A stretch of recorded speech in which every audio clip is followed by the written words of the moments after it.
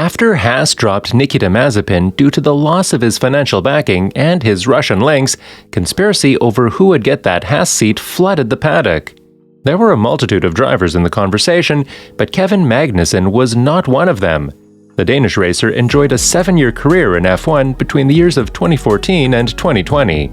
He spent his first 2 years at McLaren and then a single year with Renault before he moved to the Haas team ahead of the 2017 season. You can't possibly think of K-Mag without thinking of Haas, as it was arguably the most iconic part of his career. During his 4 years with the American team, he enjoyed a lot of highs and lows.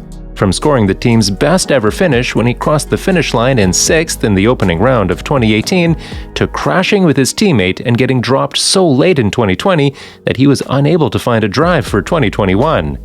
Magnussen now opened up about how he feels going back to Haas, as the 29-year-old admitted he was extremely shocked by the call, as he didn't expect to get back into Formula 1 anytime soon. "I was obviously very surprised, but equally very excited to receive the call from Haas F1 team," said Magnussen. "I was looking in a different direction regarding my commitments for 2022, but the opportunity to return to compete in Formula 1, and with a team I know extremely well, was simply too appealing," continued the Haas driver. "I really have to say thank you to both Peugeot and Chip Ganassi Racing for releasing me promptly. Both are great organizations. Naturally, I also want to thank Gene Haas and Günther Steiner for the chance to resume my Formula 1 career. I know just how competitive they both are and how keen they are to return to competing week in and week out," said the Danish driver before reflecting on their past relationship. "We've enjoyed a solid relationship, and our positive association remained even when I left at the end of 2020. I've been briefed as much as possible on the development of the VF22 and the potential in the package. There's work to do, but I'm excited to be a part of it.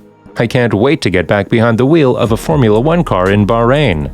Günther Steiner was the next to speak, as he was questioned why he opted for Magnussen rather than someone else.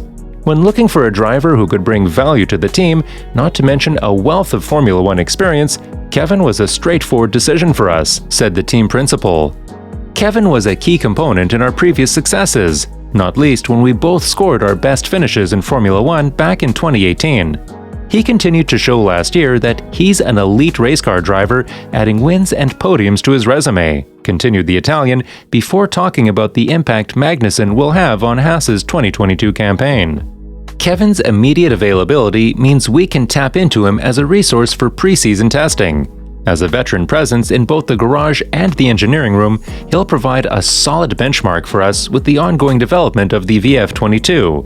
We're all looking forward to welcoming Kevin back this week in Bahrain," concluded Steiner. So, whilst this came as a very surprising move, it can't be said that it's not a justified one. Haas are struggling, and they're looking to get back into the midfield in 2022. So, it only made sense they would opt for someone with that added experience, and even though it was Nico Hülkenberg who remained number 1 on most people's list as the favorite to line alongside Mick Schumacher, as the German has immense experience driving in a strong midfield team and is notoriously known for his adaptability. But Haas went even a step further. They didn't just want Formula 1 experience and adaptability, they wanted a known element. Someone who not only has experience driving in Formula 1, but rather the unique understanding of the Haas team specifically. And who better to give the call up to than to the team's most successful driver to date? We believe that this is a great move by Haas. To have a seasoned professional with loads of races with the team already under his belt, paired with a young driver who is showing great signs of progress, is the best lineup a team could possibly get.